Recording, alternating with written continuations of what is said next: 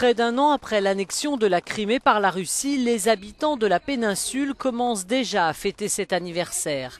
C'est à la mi-mars, après un référendum, que la Crimée s'est détachée de l'Ukraine.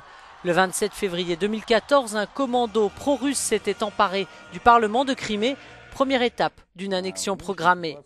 Un an après, le leader local assure qu'actuellement plus de 90% des gens disent soutenir ce qui est arrivé en mars l'année dernière. Je n'ai aucun doute à ce sujet, rajoute Sergueï Aksionov. Et à d'autres médias occidentaux, j'ai proposé de demander aux gens ce qu'ils pensent de ce qui s'est passé il y a un an. Sur le marché de Simferopol, on soutient les autorités russes malgré une économie sinistrée. Il n'y a pas la guerre ici, remarquent les habitants, soulagés. Je pense que rejoindre la Russie a entraîné une légère amélioration pour les lois. Mais dans notre vie quotidienne, c'est négatif. Nous vivons et nous souffrons et les prix sont en hausse. Certaines voix accusent l'élite locale d'être corrompue et de détourner l'argent alloué par Moscou. L'activiste Andrei Kresko s'inquiète aussi pour les droits de l'homme.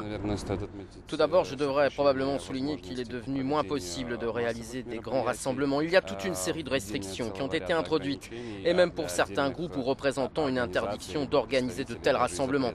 Il y a eu quelques cas également où la liberté d'expression a été limitée.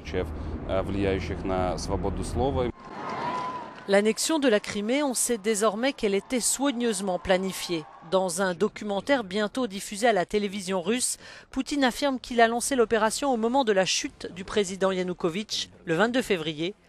Le documentaire a pour titre « Crimée, le retour au bercail ».